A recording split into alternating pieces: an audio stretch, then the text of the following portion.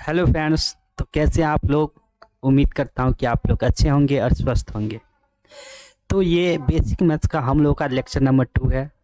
Lecture 1 हम लोगों ने कल कंप्लीट किया हुआ था और आज हम लोग वही कॉन्सेप्ट के साथ आगे बढ़ेंगे। मैंने कल कॉन्सेप्ट एक पढ़ा था, क्या एक एक नियम से मैंने एक कॉन्सेप्ट सीखा था जो क्वेश्चन को बहुत ही जल्दी से, बहुत ही आसानी तरीक़ा से, बहुत ही शॉर्ट मतलब टाइम में उसको सॉल्व कर सकते हैं। ठीक है, जैसे कि वो कॉन्सेप्ट क्या था आप लोगों को याद होगा। क्या करना है? दिए को बराबर करना है और जो निकालना है उसको गुना करना होता है ना। सभी को ये याद होगा। ठीक है, तो अब हम लोग क्वेश्चन नंबर 11 से स्टार्ट करेंगे। 10 तक तो कंप्लीट कर लिए हुए थे। ठीक है, लेकिन आप लोगों को ये डाउट नहीं होना चाहिए क्या ये क्वेश्चन सब हम लोगों के लिए इम्पोर्टेंट है? ज़रूर इम्पोर्टेंट है। जो मैं आप लोगों को लगभग 90 या 100 क्वेश्चन के आसपास करवाऊंगा, अगर ये आप लोग जो है ना कंप्लीट कर लिए अच्छा से, तो आप जो है ना मैथ में जल्दी नहीं फंस पाइएगा। एग्जामिनर फंसाने की कोशिश करेगा लेकिन आप उसमें फंस नहीं पाइएगा। अगर बेसिक क्लियर हो जाएगा, आपका बेसिक कॉन्सेप्ट क्लियर हो जाएगा, तो फिर जल्दी से आप मतलब कठिन से कठिन क्वेश्चन में नहीं फंस पाइएगा, आसानी से उसको सॉल्व कर पाइएगा। तो आप मेरे साथ बने रहिए और ये कम से कम 90-100 क्वेश्चन आप लोग ज़रूर सॉल्व करें। उसमें हम विभिन्न प्रकार का कॉन्सेप्ट भी आगे मतलब सीखेंगे। ठीक है, तो आइए क्वेश्चन नंबर 11 से स्टार्ट करते हैं। क्वेश्चन नंबर 11 क्या बोल रहा है? ए और बी के वे का अनुपात 5:6 है। बी तथा सी के वे का अनुपात 2:3 है तथा सी और डी के वे का अनुपात 1:2 है। अगर ए और सी का वे का अंतर 1600 रुपया है तो बी और डी का वे का अंतर कितना होगा? क्या आप लोगों ने ये क्वेश्चन बनाया था? मैंने होमवर्क के रूप में ये क्वेश्चन बोला हुआ था कि आप लोग बना के आइएगा। तो बनाए हैं क्या? ठीक है, अगर नहीं भी बनाए तो कोई बात नहीं, हम अभी यहाँ पे बनाएंगे। ठीक है, क्या बोल रहा है कि ए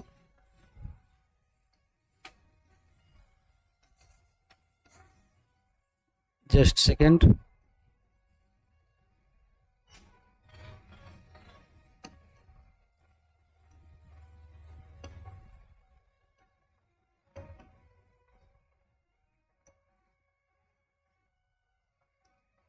ठीक है। क्या बोला जा रहा है? ए और बी के वे का अनुपात 5:6 है। ए है और बी है, क्या है? 5 और 6 है, 5:6। ठीक है, बी तथा सी के वे का अनुपात कितना है? 2:3 है। ऐसा करते हैं, एक ही साथ सबको मर्ज कर लेते हैं। सी है, डी भी है, क्या डी भी है। तो क्या है? बी और सी के वे का अनुपात 2:3 है, इसका है 2:3। ठीक है, उसके बाद क्या बोला जा रहा है? इसके बाद बोला जा रहा है, अच्छा ऐसा करते हैं पहले इसको मर्ज कर लेते हैं। ठीक है, नहीं तो हम साथ में भी ले सकते हैं। जैसे सी और डी के अनुपात क्या है? 1:2 है, 1:2। ठीक है, चलिए अब इसको मर्ज कर लेते हैं। मर्ज करने तो सभी को आता होगा, आता है ना? कैसे करते हैं मर्ज? एक तो ये तरीका है कि ये 6 है तो इसको भी 6 बना लीजिए। ठीक है, आता है ना? ये 6 है तो इसको भी 6 बनाइए, ये 3 है तो इसको भी 3 बनाइए। जैसे कि क्या करना है, या फिर ऐसे कीजिए कि जो जो गैप है ना, यहाँ भी गैप है, यहाँ भी गैप है। ठीक है, और इसके बगल में यहाँ भी गैप है और यहाँ भी गैप है, इसके बगल में, इसके बगल में यहाँ भी गैप है और इसके बगल में यहाँ भी गैप है। ठीक है, तो जो बगल में चिन्ह होगा वही चिन्ह सभी में उतर जाएगा। ये देखिए, इसके बगल में क्या है? 6 है तो 6 यहाँ भी आ जाएगा, 6 यहाँ भी आ जाएगा। ठीक है, इसके बगल में 2 था तो 2 यहाँ भी आएगा, इसके बगल में 3 है तो 3 यहाँ भी आएगा, इसके बगल में 1 है तो 1 यहाँ भी आएगा, 1 यहाँ भी आएगा। अब सबको मल्टीप्लाई कर दीजिए। क्या करना है? मल्टीप्लाई करना है। तो 5 दूना 10, 10 को 1 से गुना करेंगे तो 10। ये सॉरी, ये 6 को 2 से गुना कीजिए और 1 से गुना कीजिए, 6 दूना 12, 6 त्रिक 18, 6 त्रिक 18 दूना 36। तो ए बी सी डी का रेशियो क्या हो जाएगा? 10, 12, 18, 36। इसको 2 से काट देंगे सभी को तो क्या हो जाएगा? 5, 6, 9 और ये 18। अर्थात ABCD का रेशियो क्या हो जाएगा, 5:6:9:18। यहाँ तक कोई दिक्कत किसी को समझने में? ठीक है, कोई दिक्कत नहीं है। अब आगे क्या बोला जा रहा है, ए और सी क्या है, ए और सी का वे का अंतर दिया हुआ है 1600 रुपया। तो रेशियो में देखेंगे ए और सी का अंतर कितना है, रेशियो में है 5 और 9 का अंतर कितना है सर, तो आप बोलिएगा 4, और इसी 4 का वैल्यू कितना है, 1600 रुपया। इसी 4 का वैल्यू है 1600 रुपया। यहाँ तक कोई दिक्कत? तो निकालना मुझे क्या है, बी और डी के वे का अंतर निकालना है। किसके, बी और डी के। तो आप बोलिएगा बी ये है, डी ये है, ये 6 था, ये 18 था, अंतर कितना है सर, तो ये अंतर है 12 का, है ना, 12 का अंतर हो जाएगा। तो निकालना, इस 12 का वैल्यू मुझे निकालना है। तो जो निकालना रहता है उसको क्या करते हैं, गुना। तो गुना 12 लिख देंगे। यहाँ तक कोई दिक्कत नहीं। एक मिनट, आप लोग अगर जो स्टूडेंट सिर्फ ये वीडियो देख रहे हैं, पार्ट 1 नहीं देखे हैं, तो आप लोगों को थोड़ा समझने में प्रॉब्लम हो सकता है, क्योंकि वहाँ पे सबसे पहले हम बेसिक जो चीज़ होता है उसके बारे में डिस्कस किए हुए हैं। अगर बेसिक कॉन्सेप्ट आपका क्लियर ही नहीं हुआ है तो फिर यहाँ पे समझने में आपको प्रॉब्लम हो सकती है। इसीलिए पहले लेक्चर नंबर 1 आप लोग ज़रूर देखिए, उसके बाद लेक्चर नंबर 2 देखिएगा, ठीक है। हाँ ठीक है, चलिए इसके बाद क्या बोला जा रहा है, अब इसको 4 से काट देखते हैं। 4 से 4 चौका 16, ये हो जाएगा 400। 400 गुने 12 कितना हो जाएगा, 4800। तो ये 4800 आपका आंसर हो जाएगा, ठीक है सर, कोई दिक्कत? चलिए नेक्स्ट क्वेश्चन पे आते हैं।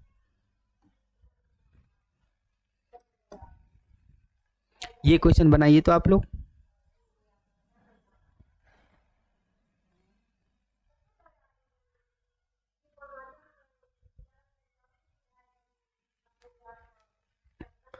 चलिए देखते हैं क्या बोला जा रहा है। राकेश तथा मुकेश के आय का अनुपात 5/6 तथा 2/3 है, ठीक है। मुकेश तथा सरोज के आय का अनुपात 4/3। शायद ये क्वेश्चन रिपीट हो रहा है क्या, ये क्वेश्चन किए हुए हैं पहले, ये क्वेश्चन किए हुए हैं, ये क्वेश्चन रिपीटेशन हो गया, ठीक है। नेक्स्ट क्वेश्चन पे आते हैं।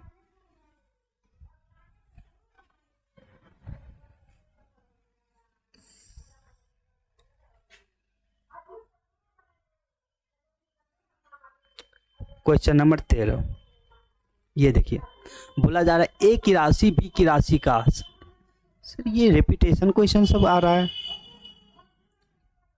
कैसे क्वेश्चन सब सेट किया गया, ये भी क्वेश्चन हो गया था, यहाँ से होगा।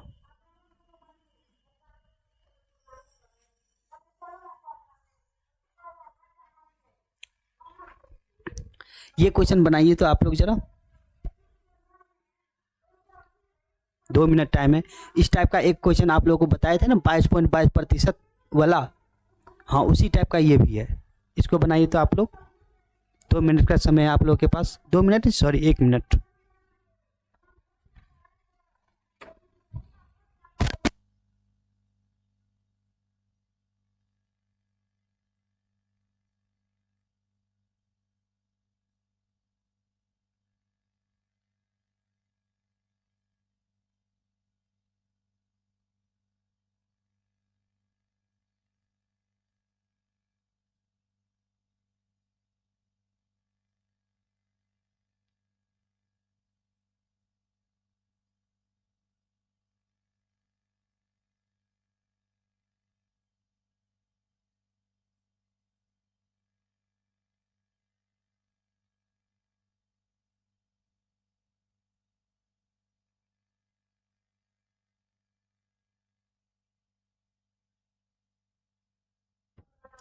तो ये क्वेश्चन आप लोग बना लिए।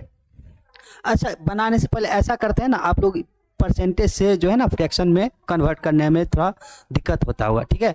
तो ऐसा करते हैं, पहले परसेंटेज के बारे में थोड़ा बहुत जान लेते हैं, उसके बाद जो है ना, अब जो है ना एक्चुअली में हम ऐसे सेट किए हैं सीरियल बाय, पहले रेशियो का कुछ क्वेश्चन लिए हुए थे, अब जो है ना परसेंटेज का कुछ क्वेश्चन लिए हुए हैं, ठीक है। इसलिए आप जो है ना मुझे लगता है परसेंटेज वाला क्वेश्चन सब अब सेट हुआ है, तो इसलिए परसेंटेज के बारे में थोड़ा जान लेते हैं, ठीक है। उसके बाद हम क्वेश्चन पे आते हैं, ओके। तो आइए परसेंटेज के बारे में थोड़ा जान लेते हैं।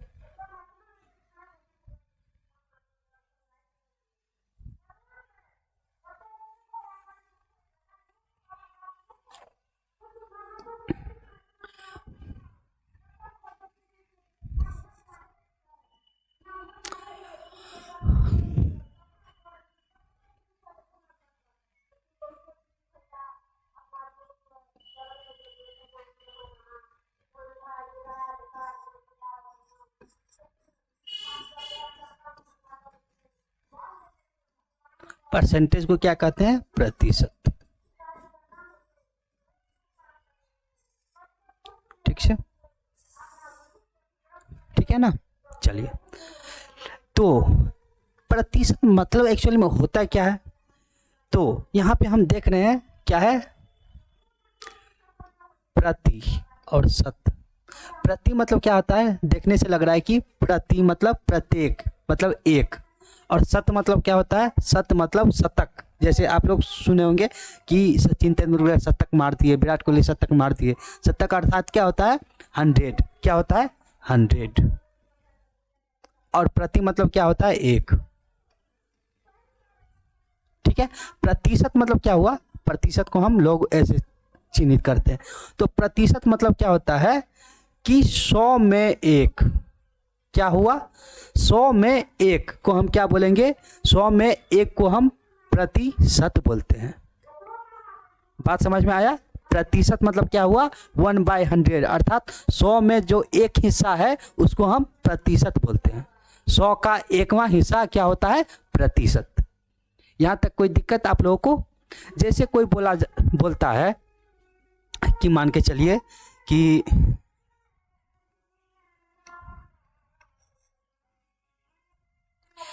20%। 20%, इसका अर्थ क्या हुआ? 20% बोलता है अर्थात 20, और प्रतिशत का मतलब क्या होता है? गुने हो जाएगा 1/100। प्रतिशत का मतलब क्या होता है? 1/100, अर्थात ये 0 से ये 0 कट जाएगा, ये 2 से 2 पंचे 10, अर्थात क्या हुआ? 1/5।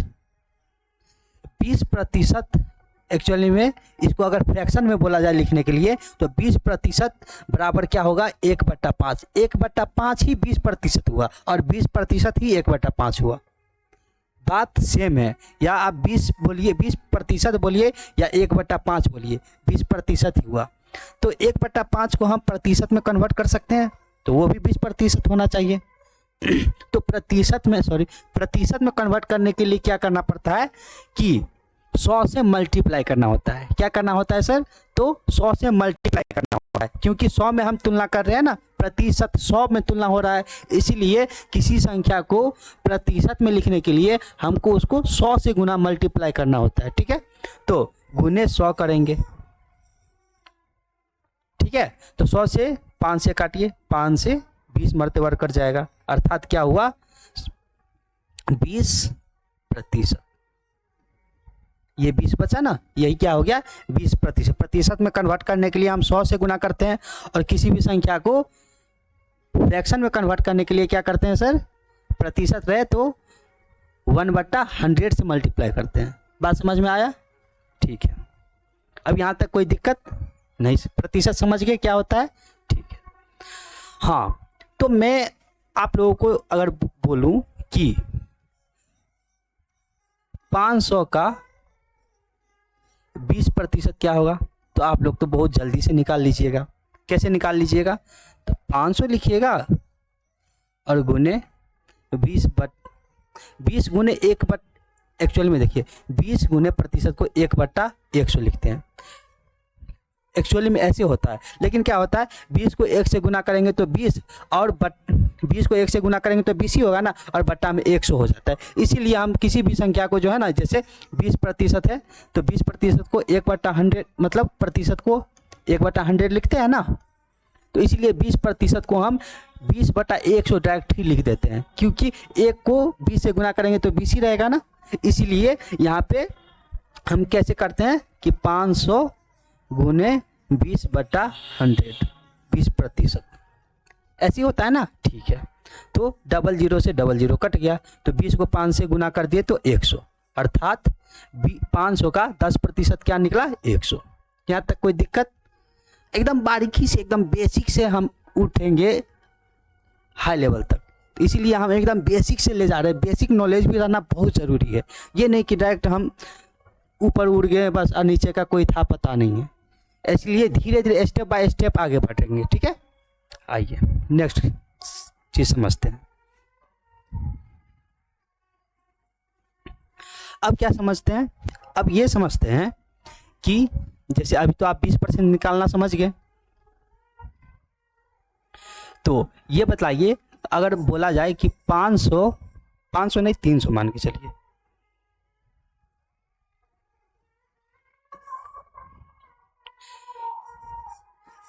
300 का 30%, तो आप निकाल लीजिएगा। अगर यही बोला जाए कि 300 का 33.33% निकालना है, तो आप थोड़ा यहाँ पे फंस सकते हैं। तो फंस सकते हैं इसीलिए जो है ना, हम आपको क्या बोलते हैं कि प्रतिशत को फ्रैक्शन में कन्वर्ट करके जब बनाइएगा ना, तो आपको इजी रहेगा, ठीक है। और इसको जो है ना प्रतिशत को फ्रैक्शन में कैसे कन्वर्ट करना है वो अभी मैं आपको सिखलाऊंगा, अभी जस्ट, ठीक है। हाँ, तो इसको सिखाने से पहले एक चीज़ और मैं आपको बता देता हूँ कि जैसे ये 10% रहे, 20% रहे, 30% रहे, तो इसको हम जल्दी से कैसे कर सकते हैं, जल्दी से, या फिर आपको 1% रहे या 2% रहे या 3% रहे, इसको अगर ऐसे किसी का मतलब संख्या का बोले 10%, 2%, 3%, तो जल्दी से हम कैसे निकाल सकते हैं, इसके बारे में थोड़ा जान लेते हैं, ठीक है। तो आइए समझते हैं कि आपको अगर बोला जाए कि 500 का 10% निकालना है, और एक चीज़ और पूछा जाए कि आप निकालिए 500 का 1%, तो आप मतलब माइंड में कैसे निकालना है सो हम सिखा रहे हैं। आप तो वैसे बना लीजिएगा जैसे हम बतलाएं वैसे, लेकिन माइंड में कैसे बनाना है, पेन आपको यूज नहीं करना है, सिर्फ माइंड में कैसे निकालना है ये आपको मैं सिखा रहा हूँ।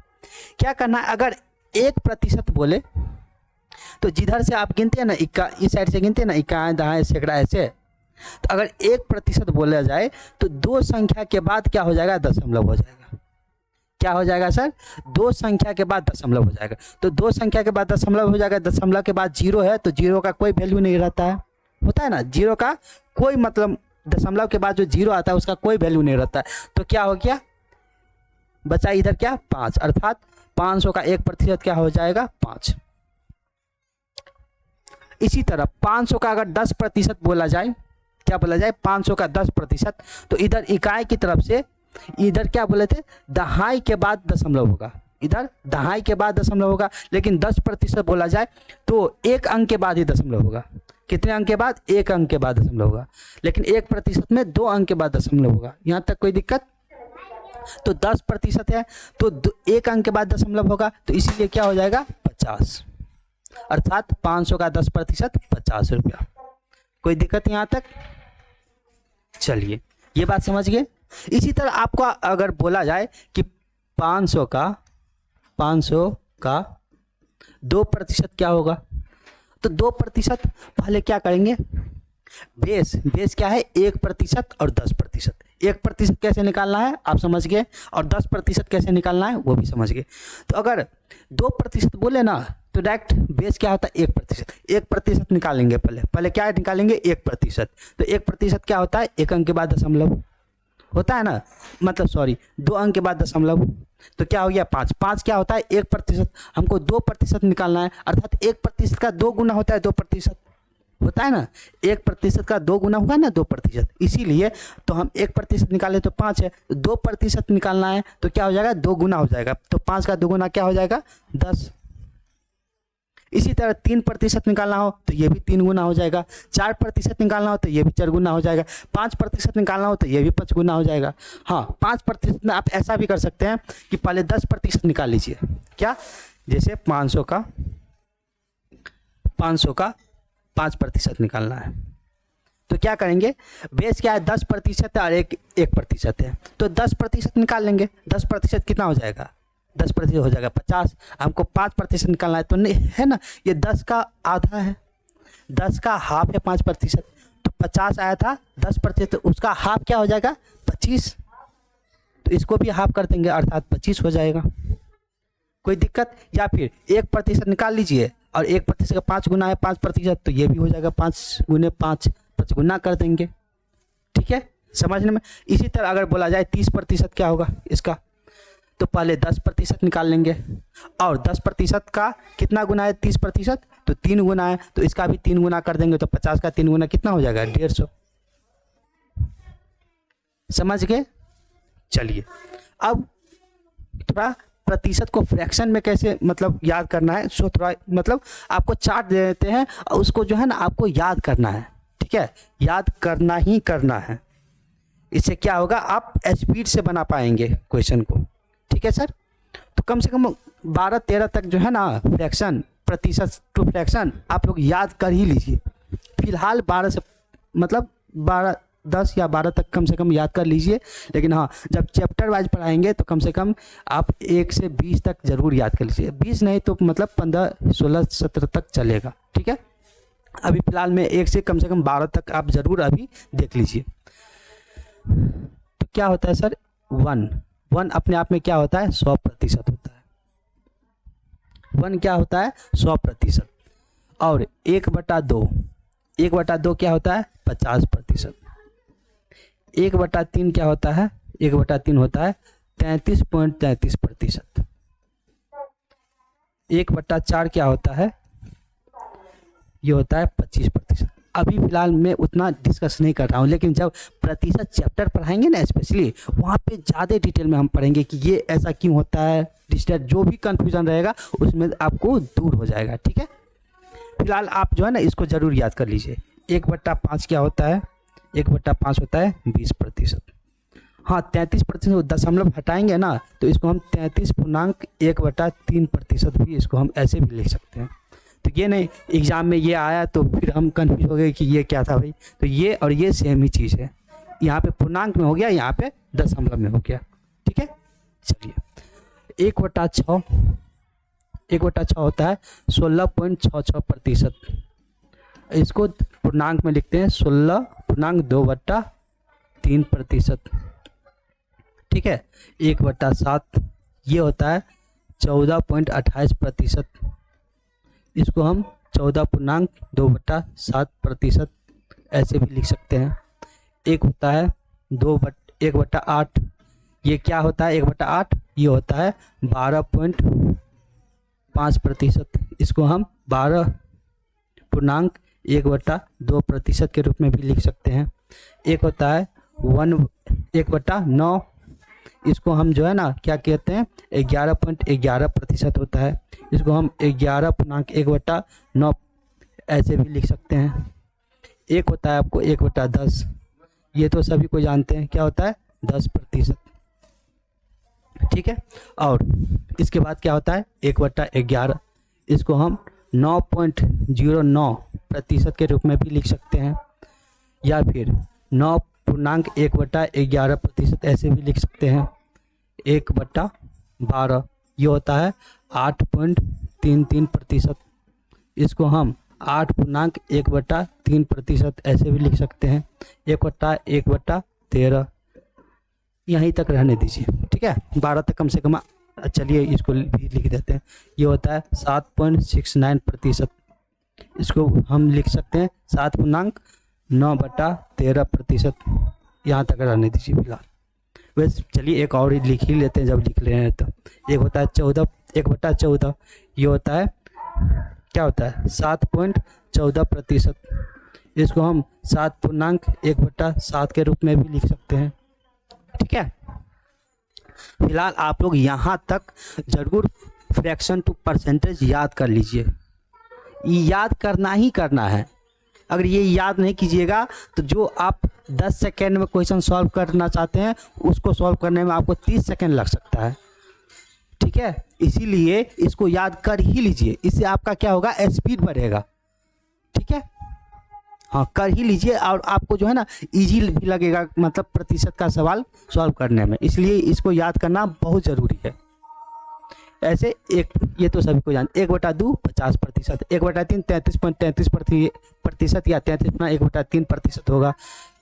एग्जाम में जैसे रहेगा आपके पास ऐसे रहेगा, 33.33% है, तो इसका फ्रैक्शन डायरेक्ट क्लिक होना चाहिए, 1/3 होता है। 25% का 1/4 होता है, 20% का 1/5 होता है, 16.66% का 1/6 होता है, या 16.2/3% का फ्रैक्शन क्या होता है, 1/6 होता है। 14.28% का 1/7 होता है, या 14.2/7% का 1/7 होता है। 12.5% का 1/8 होता है, 12.1/2% का 1/8 होता है। ऐसे करके आपको जो है ना याद कर ही लेना है, ठीक है। चलिए अब क्वेश्चन पे आते हैं जरा।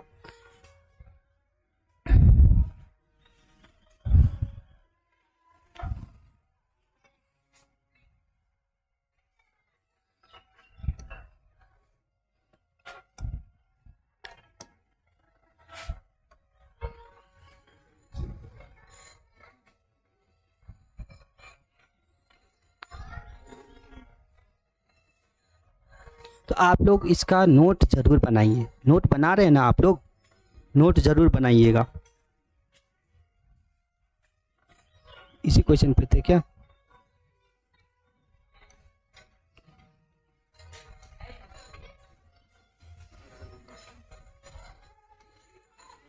हाँ यहाँ पर थे।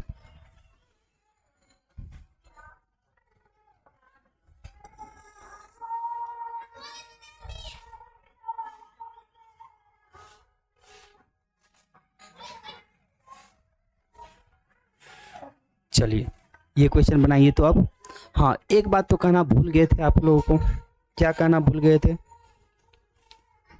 अभी बतला रहे हैं। देखिए आपको बेस सिर्फ याद रखना है क्या, 11.11%, 9.09%, 12.5%, ये आपको जो है ना ये बेस आपको याद रखना है। इसका क्या होता है 1/9, ये देखिए 11.11% रहेगा तो ये 9 में रहेगा, 1/9 याद करने के लिए। और 9.09% रहेगा वो 1/11 रहेगा। ये 12.5 ये क्या होता है 1/8, ठीक है। आपको आगे मिलेगा, कभी रहेगा 22.22%, कभी रहेगा 33.33%, ये तो इसका तो लिखा ही दिए हैं। कभी रहेगा आपको 44.44%, कभी रहेगा आपको 88.88%, या कुछ ऐसे में रिपीटेशन 2-2 2-2 4-4 4-4 8-8 8-8, या फिर ऐसे रहेगा 9 के मल्टीपल में, या रहेगा 18, ये 18 तो ये भी 18, ये तो सभी एक सेम है ना, लेकिन यहाँ पे 2 डिजिट सेम रहेगा, 18.18%, 27.27%, या फिर 36.36%, ऐसे रहेगा, ठीक है।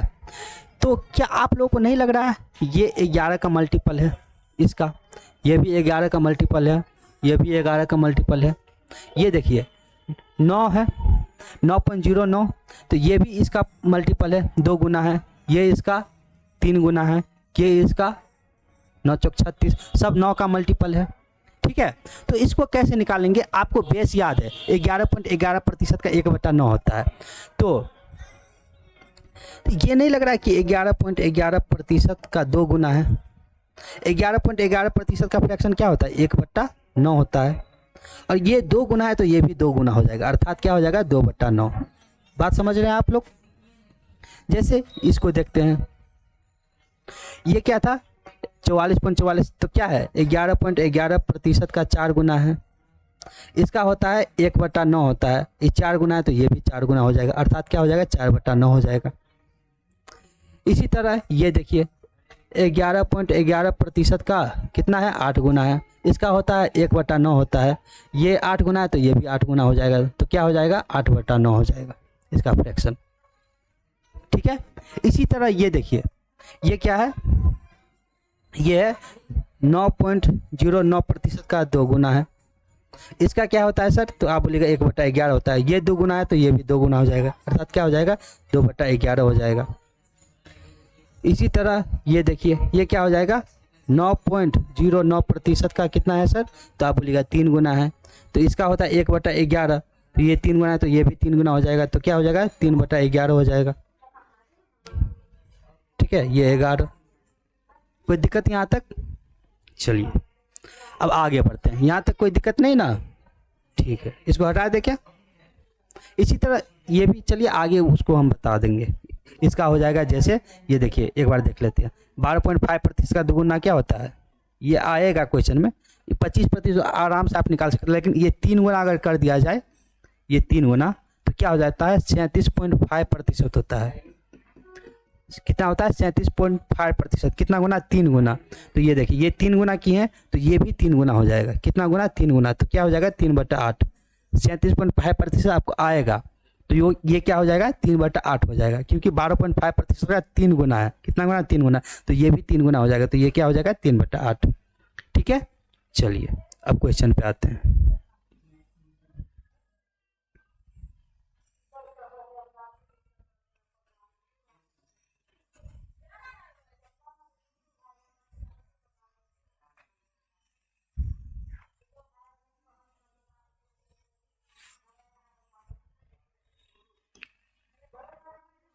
ये क्या बोला जा रहा है, राम की राशि श्याम की राशि से इतना प्रतिशत अधिक है। कितना प्रतिशत सर, तो आप बोलिएगा है 88.88%। अभी जस्ट हम बताएं इसका फ्रैक्शन क्या होगा। ये देखिए ये क्या है 11.11% का कितना गुना है, कितना गुना है, तो 8 गुना है ना। तो इसका क्या होता है फ्रैक्शन, तो आप बोलिएगा 1/9 होता है। ये 8 गुना है तो ये भी 8 गुना हो जाएगा। तो फाइनली क्या हो जाएगा 8/9, अर्थात 88.88% क्या फ्रैक्शन क्या होगा 8/9। यहाँ तक कोई दिक्कत किसी को समझने में? नहीं। तो फ्रैक्शन में तो बोला क्या जा रहा है, राम की राशि श्याम की राशि से इतना गुना अधिक है। तुलना किससे हो रही है, तो श्याम से। कल बताए थे ना, जिससे तुलना होती है वो क्या होता है, हर वाला होता है। तो ये क्या हो जाएगा, किसका रेशियो हो जाएगा, ये श्याम का रेशियो हो जाएगा, क्योंकि श्याम से तुलना हो रहा है तो ये श्याम हो जाएगा, श्याम का रेशियो। ठीक है सर। अब क्या बोला जा रहा है कि अधिक है, कल भी बताए थे अधिक रहेगा, तो ये क्या हो जाएगा, इससे ये अधिक है, 8 अधिक है। क्या है 8 अधिक है, 9 से 8 अधिक है। किसकी राशि, तो राम की राशि, अर्थात राम है और श्याम है। श्याम क्या है सर, 9 है, और राम की राशि क्या है 8 अधिक है। किससे, तो श्याम से। श्याम 9 है तो 9 से 8 अधिक है, अर्थात 9 8 कितना हो जाएगा 17 हो जाएगा। समझ रहे हैं बात को? ठीक है, यहाँ तक कोई दिक्कत तो नहीं होना चाहिए। तो अब क्या बोला जा रहा है, श्याम की राशि कितना है सर, तो 9540 रुपया है। श्याम की राशि कितना है 9540 रुपया है, अर्थात 9 का वैल्यू क्या दिया हुआ है 9540। तो जो दिया रहता है उसको क्या करना है सर, बराबर करना है। ठीक है, कोई दिक्कत यहाँ तक, जो दिया है उसको बराबर कर दिए। श्याम का रेशियो क्या था 9 था, और उसका अमाउंट क्या था, तो अमाउंट ये था। अब मुझे निकालना क्या है, तो राम और श्याम के राशि का अंतर निकालना है। क्या निकालना है, अंतर। तो अंतर क्या है, तो आप बोलिएगा 8 का अंतर है दोनों में, है ना। दोनों में रेशियो में क्या अंतर है 8 का, तो इसी 8 का तो वैल्यू निकालना है मुझे। तो जो निकालना रहता है उसको क्या करते हैं, गुना करते, तो गुने 8 कर देंगे। अब 9 से काट दीजिए इसको, 9 एकम 9, 9 छक्के 54, 0। तो यहां तक कोई दिक्कत। अब 160 गुने 8 क्या हो जाएगा,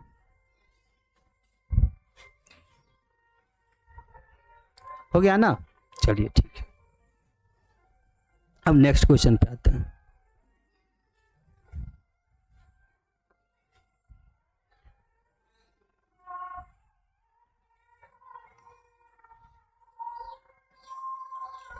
ये क्वेश्चन बनाइए तो आप लोग।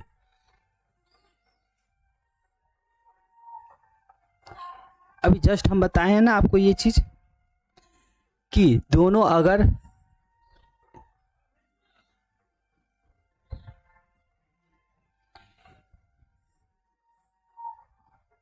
दशमलव के बाद दोनों संख्या अलग अलग है, लेकिन क्या है अलग अलग है। अगर सेम रहता है तो किसका मल्टीपल था, सेम रहता है, तो 11 का मल्टीपल था, और इकाई दहाई अलग अलग है लेकिन दशमलव के बाद दोनों सेम है, तो क्या हो जाएगा वो 9 का मल्टीपल। वैसे भी लग रहा है कि 9 का मल्टीपल है ये, है ना। तो देखिए कितना है, ये है 54.54%। तो आपको बताए थे 9.09% का कितना गुना है ये, तो आप बोलिएगा 6 गुना है। इसका फ्रैक्शन क्या होता है, तो इसका फ्रैक्शन होता है 1/11। ये 6 गुना है तो ये भी 6 गुना हो जाएगा, तो क्या हो जाएगा 6/11, अर्थात 54.54% का फ्रैक्शन में क्या हो जाएगा 6/11। यहाँ तक कोई दिक्कत, ठीक है। अब क्या बोला जाए, यदि बी की राशि 7700 रुपया है, बी की राशि कितना है 7700 रुपया है। अच्छा ये इसके बारे में पहले जान लेते। ए की राशि बी की राशि से इतना गुना कम है, क्या है, पहले अधिक रहता था, इससे पहले क्या था अधिक था, अब कम है। तो किससे तुलना किससे हो रही है, बी से, तो ये नीचे वाला बेस जो है वो क्या हो जाएगा बी हो जाएगा। और ये क्या बोला जा रहा है कम है, तो ये कम हो जाएगा किसके तुलना में, बी के तुलना में 6 कम है, कौन ए, अर्थात ए है और बी है, ठीक है। बी कितना है, तो बी 11 है, इससे 6 कम कौन है, ए है, तो 11 में से 6 चला जाएगा तो क्या होगा 6 5 11 5 हो जाएगा। यहाँ तक कोई दिक्कत। और बोला जा रहा है बी की राशि क्या है 7700 रुपया है, बी का रेशियो क्या है सर 11 है, तो 11 का वैल्यू कितना है सर, तो दिए को बराबर कर देंगे, तो 11 बराबर है 7700 रुपया। अब निकालना क्या है, तो ए की राशि ज्ञात करना है, ए कितना है सर, ए 5 है, तो गुने 5 कर देंगे, तो इसको काट दीजिए, 11 7 77 700 गुने 5, 700 गुने 5 क्या हो जाएगा ये ना 3500, ठीक है। चलिए नेक्स्ट क्वेश्चन, इसको बनाइए तो आप लोग।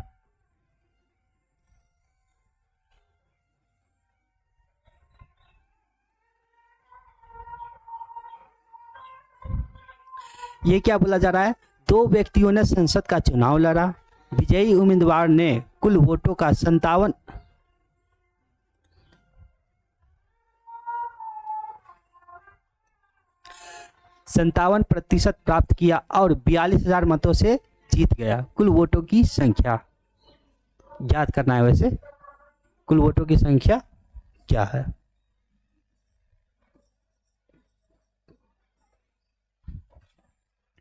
ठीक है, तो चलिए इसको भी बनाते हैं। 2 व्यक्तियों ने संसद का चुनाव लड़ा, विजयी उम्मीदवार ने कुल वोटों का 57% प्राप्त किया। कितना 57%, ठीक है। विजयी उम्मीदवार ने प्राप्त किया, 42,000 मतों से जीत गया। कुल वोटों की संख्या ज्ञात करें। भाई इसको बनाने से पहले एक चीज़ और, इसको जो है ना फ्रैक्शन में ना तोड़ के डायरेक्ट परसेंटेज से भी हम इसको निकाल सकते थे।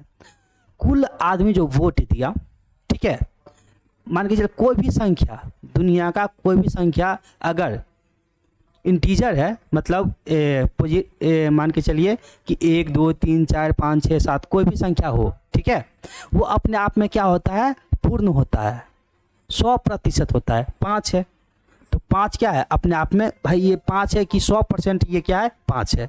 इसमें अगर दशमलव लगा दे तब अंतर हो सकता है, तब 5% ये 100% नहीं रहा, ठीक है। लेकिन कोई भी संख्या ऐसे है, 5 है 6 है 7 है, कोई भी संख्या अपने आप में जो है ना क्या है वो 100%।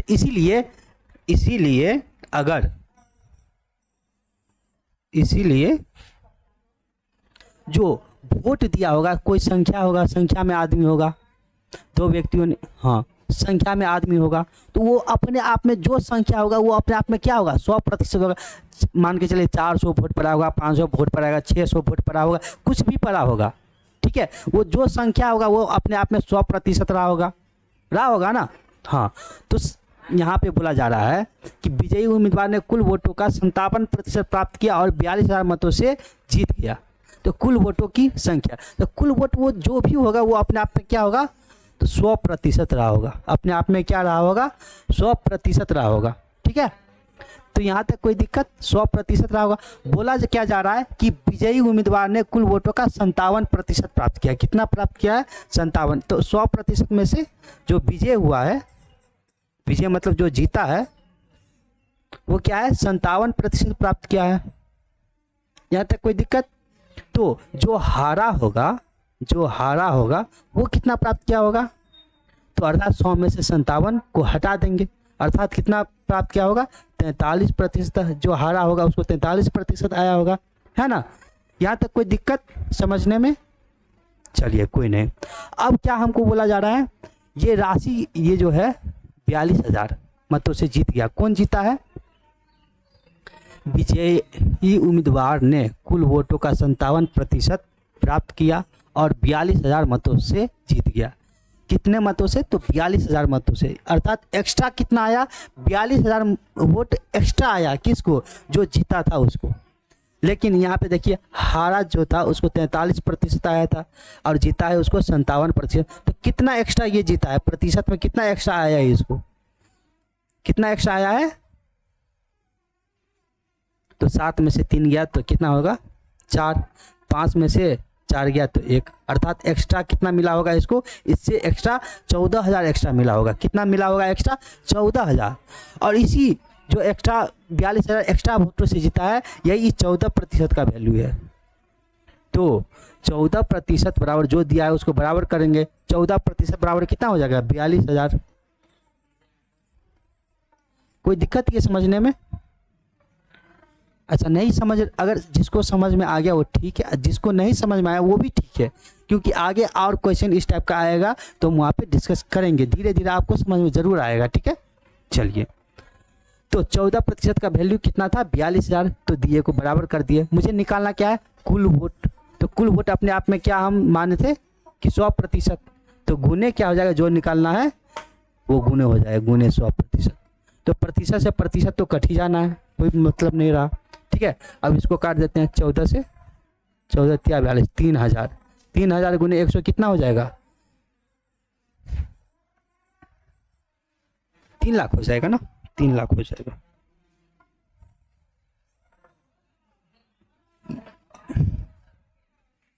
ये हो जाएगा 3 लाख, ठीक है। तो किसी को यहाँ तक कोई दिक्कत नहीं? चलिए नेक्स्ट क्वेश्चन पे आते हैं।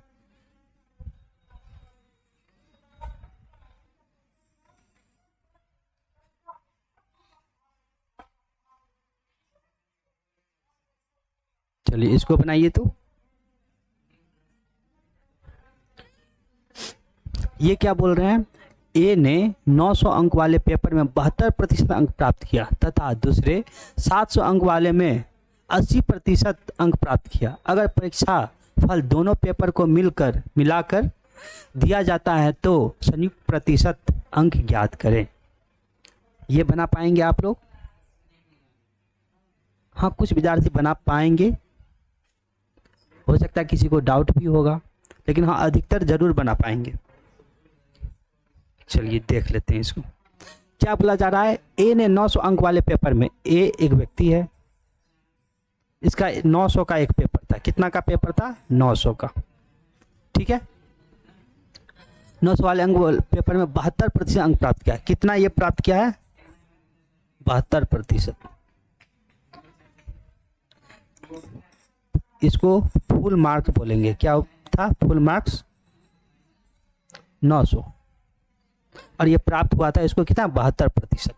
यही है ना? हाँ। दूसरे ने 700 अंक वाले में 80%, और दूसरा मान के चलिए कौन था? दूसरे 700 अंक वाले, हाँ दूसरे कितना है? 700 अंक का था फुल मार्क, उसमें कितना प्राप्त किया? 80%,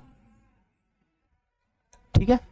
अगर परीक्षा दोनों, मतलब यही आदमी वो दोनों था, मतलब वही था कि एक 900 का परीक्षा दिया था, एक 700 का परीक्षा दिया था।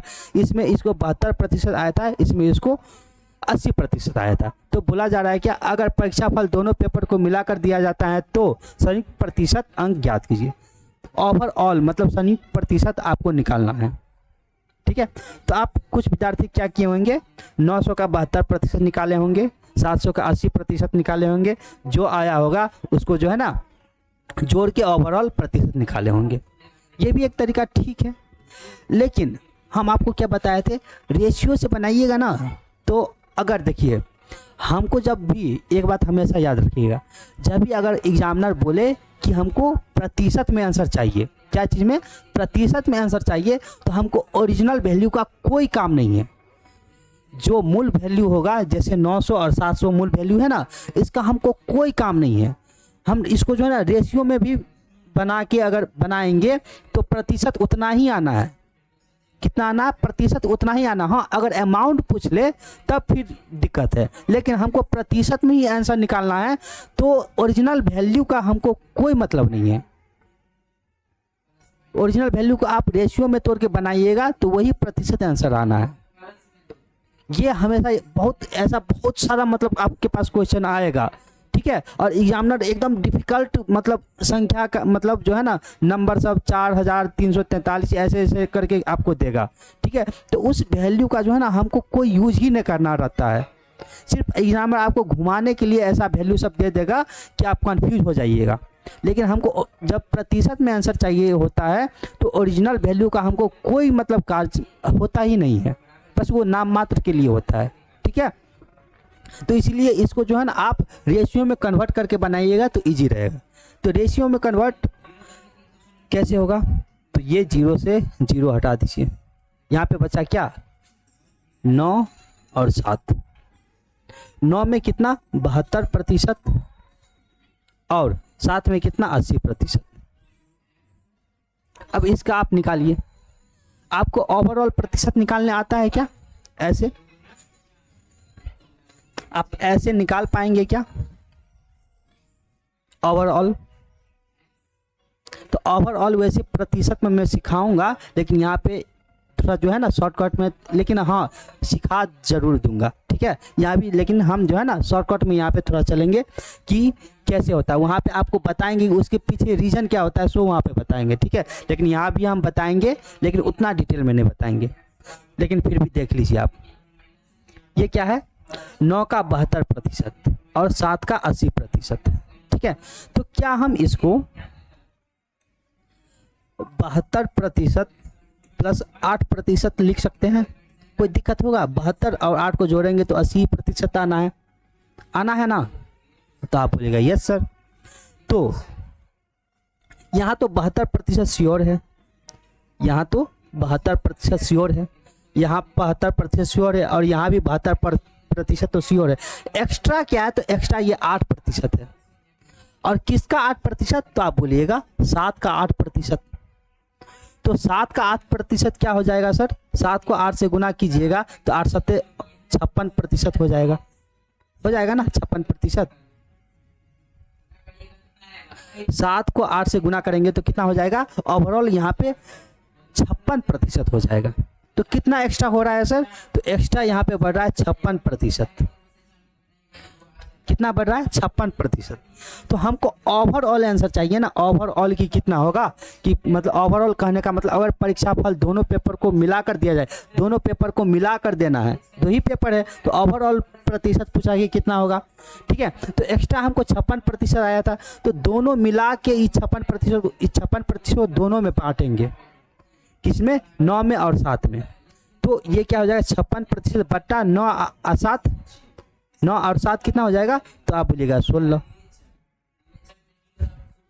तो 56% को इस 16 में बांटना है, तो 16 से डिवाइड कर दिए, है ना। तो अब इसको काट दीजिए, कितना से कटेगा? ये कटेगा 16 तिया 48, 48 ये हो जाएगा, 8 बच गया 80, 80 से कितना? 16 पंच 80, अर्थात 3.5% ये एक्स्ट्रा हुआ ये। तो 72% पहले था, कितना था? 72%, अब प्लस कितना बढ़ गया? 3.5%।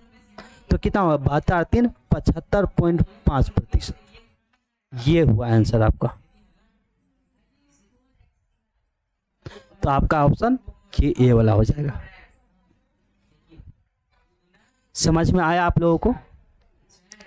हो सकता है कुछ विद्यार्थी को समझ में आया होगा, कुछ को नहीं। जिसको नहीं आया ना, ये ऐसा कीजिए, इसको जो है ना एक बार और रिपीट करके आप इसको देख लीजिए, ठीक है। नहीं तो नेक्स्ट क्वेश्चन में आप अगर ऐसा इस टाइप का क्वेश्चन होगा तो वहाँ पे एक बार डिस्कस जरूर करेंगे, ठीक है। चलिए नेक्स्ट क्वेश्चन पे आते हैं।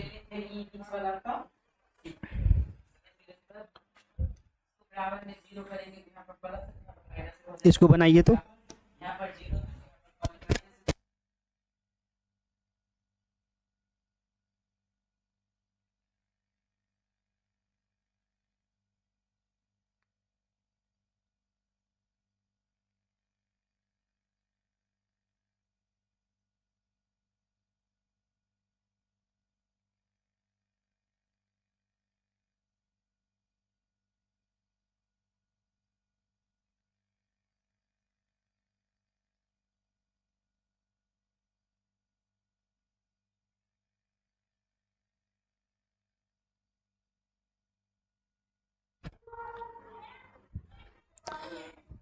ये बना लिया आप लोग। चलिए ये क्वेश्चन मैं बता देता हूँ आप लोगों को कैसे बनेगा। नहीं तो ऐसा करते हैं ना, अगर 24 के बतला दे या होमवर्क कराने दे। ये क्वेश्चन इंटरेस्टेड है, बहुत इंटरेस्टेड क्वेश्चन है, तो मैं चाहता हूँ इसको होमवर्क दे दे। आप लोग इस पर थिंकिंग कीजिए।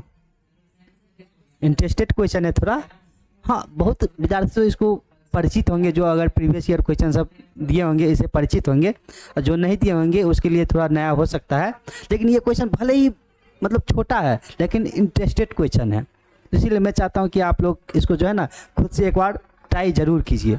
तो इसको होमवर्क रहने दें क्या? ठीक है, इसको होमवर्क रहने देते हैं। ठीक है, आज यहीं तक रहने देते हैं और अब हम नेक्स्ट क्लास में मिलते हैं। ठीक है, आज के लिए इतना ही। ठीक है, धन्यवाद।